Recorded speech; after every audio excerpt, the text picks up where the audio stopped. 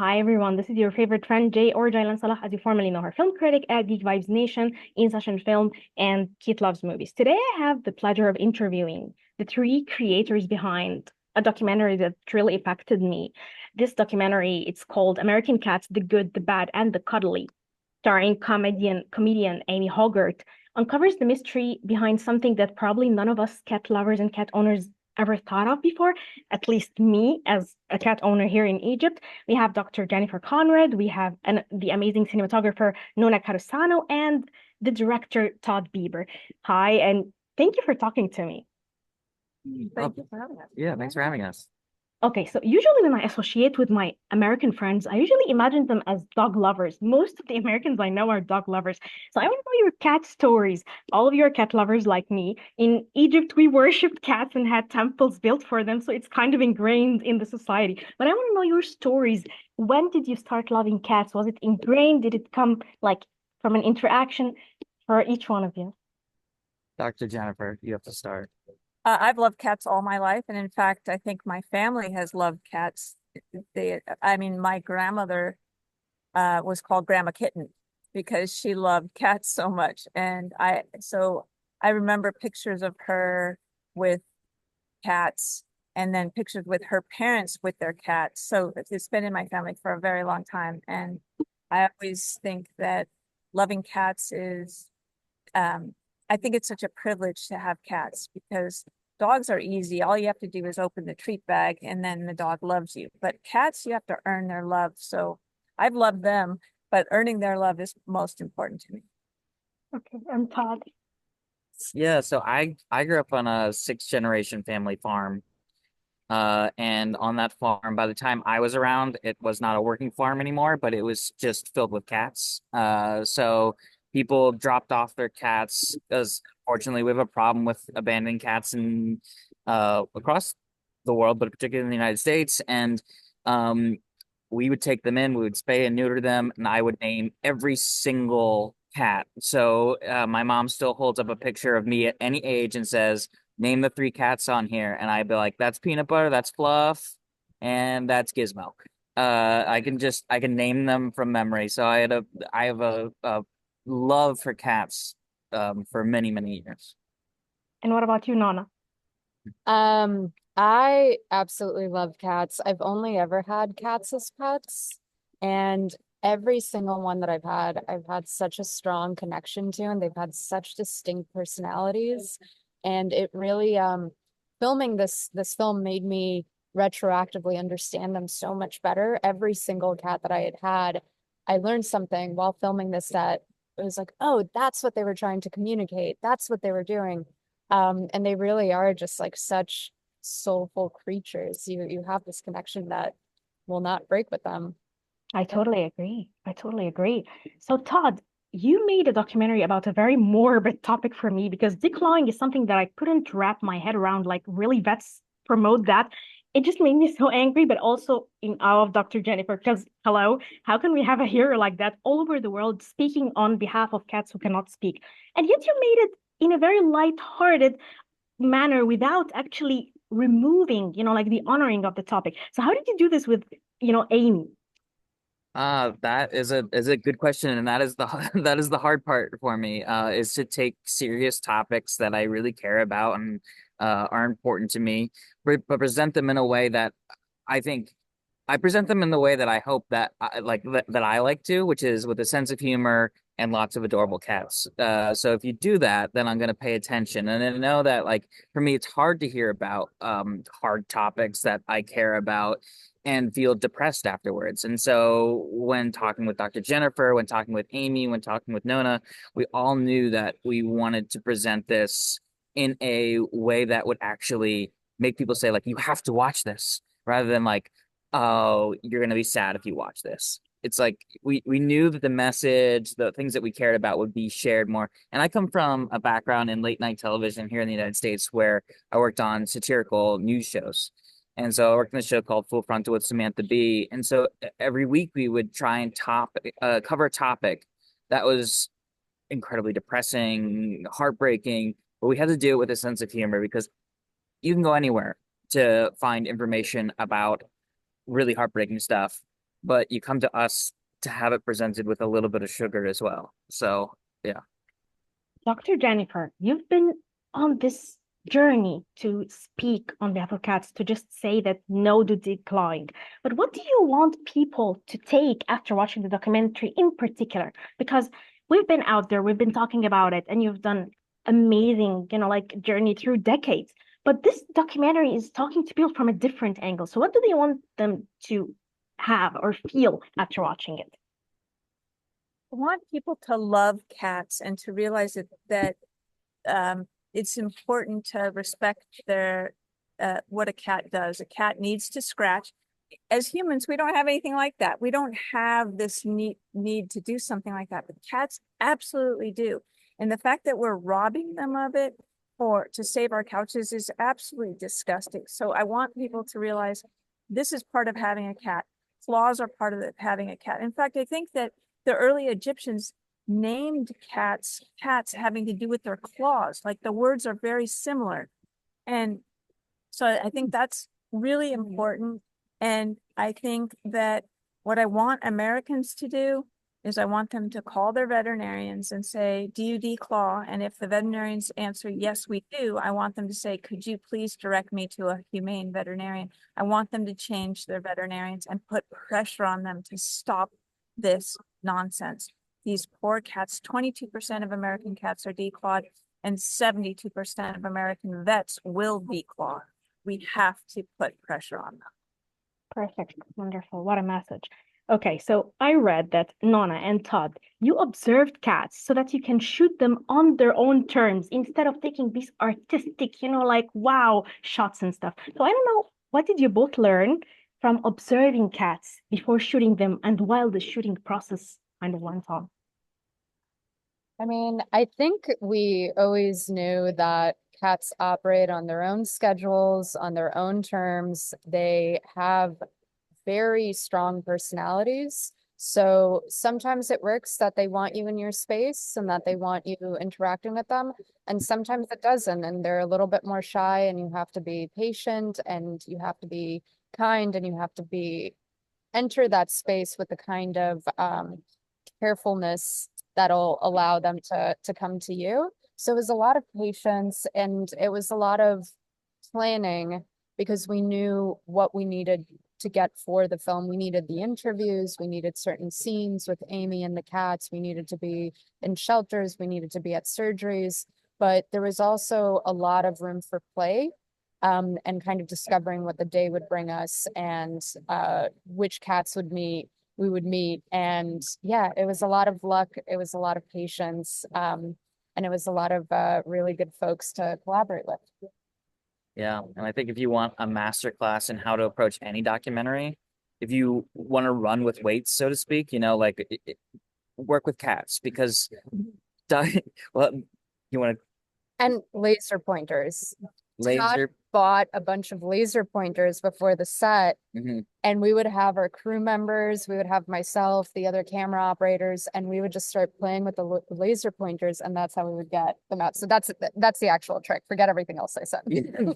That's when, yeah, I was gonna say how we go in there and work on their terms, but yeah, you're right. It was the laser pointers. No, but it is like I was gonna say it's a master class in how to make documentaries because you want to go into someone's space and actually observe their space, and you want to know who doesn't change for you. It's cats. Cats, you are truly documenting what is happening. They have not been accustomed to reality shows. They've not been accustomed to anything. So as filmmakers, you are learning how to approach them, not conform to you. Yeah. Okay, Dr. Jennifer worked with exotic cats and domesticated cats. And because I love both, and I'm the kind of girl her dad took her to the zoo to kind of like hold cubs in her hand because you have to get used to all animals. So I want to know something that you learned about domestic cats and something about exotic cats that maybe not a lot of people would know, especially feline lovers like me. Well, there's a lot to know about exotic cats. Wild and exotic cats are just big kitties, though. What's so fascinating is that if you look at a tiger and you look at a domestic cat, you can see how they're the same. If you look at a Great Dane and then you look at a Chihuahua, you're like, maybe not. That's not the same, but they are both dogs. So I think that cats are cats, and they have the same personalities. And what I found out was that from starting with the big cats who were declawed, I found out how much they suffered, and people thought, well, that's a weight issue, and it's not. It doesn't have to do with their weight. It has to do with the fact that they're amputating that last bone in every one of their toes. And in fact, the tigers and the lions do better being declawed than the cougars and the leopards and the bobcats. The littler cats do even worse than the big cats. So it's not a weight issue. It's just wrong. And as we all know, declawed tigers bite. And that happened with the magicians, Siegfried and Roy. That was a declawed tiger who bit him. And that, it just shows that big cats and little cats, they bite when they're declawed. Exactly. Todd, the amount of research put into this documentary is just mesmerizing, amazing. I loved every bit of it. There was a lot of archival material. There was a lot of interviews. There was a lot of, like mixing just the comedy, but with actual facts. How did the research process go? Did you meet any struggles? Well, there was the good part was that Dr. Jennifer has been documenting her process for the last 20 years. So at one point, Jenny just gave me a hard drive with so much footage, and it was an overwhelming, but it was also like I felt like an archaeologist digging through 20 years of Jenny's life. So there was that, and then we worked with some from being on these late night shows. We worked with some of the researchers that worked on those shows as well. Careful your about Oh, the there was. um we're you can't what you can't see is that we're standing in front of a stack of pillows that to get this up right now, and so the pillows are literally like I'm wiggling one of them. Sorry. As a DP, wow. Dude, I put it in her tripod. Yeah. Sorry. Mine usually isn't made of pillows. I started documenting, to tell you the truth, where it started, the documenting of the cats was we would film them before they were did salvage surgery on their paws, the big cats, and we would film them after, because I wanted to have an independent source rate their lameness before and after. And what we found after doing 14 cats, and we filmed them before and after, and then we had a person who was a veterinarian rate the lameness. We found that every one of the cats who was at a 5 or a 6, which is very highly lame, went down to a 0 or a 1 after we did the salvage surgery. And that's when we decided this is a remarkable surgery to try and salvage their paws. And that's what started with all the footage that you saw. It was incredible. It was incredible. Like, I mean, that's just the dream as a documentary filmmaker, to be presented with so much research and so much information. And the harder part was seeing that the opposing side didn't have any of this.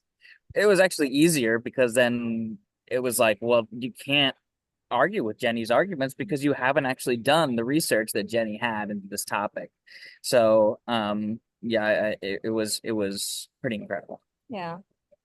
So what was like some of the most difficult scenes to shoot? Like it could be something that I find relatively easy, or was it just the cat scenes? Probably maybe it's an emotional conversation. Yes, Nona, please.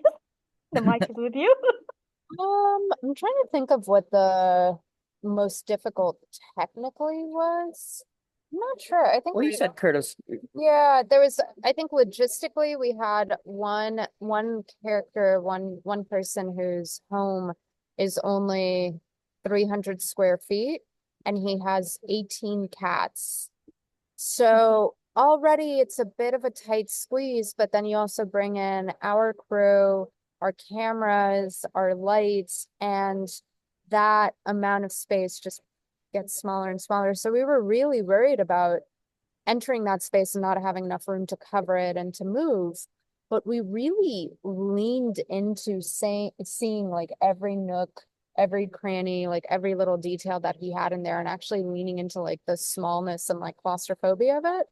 And it turned out great. I mean, I think staying flexible and being prepared for anything helped us adapt. really, I- really quickly. I think a credit to Nona and the whole camera team that she led was respecting the cat's space and watching her get beautiful shots while also knowing that the space was small and the cats were the priority was just impressive. And I loved watching.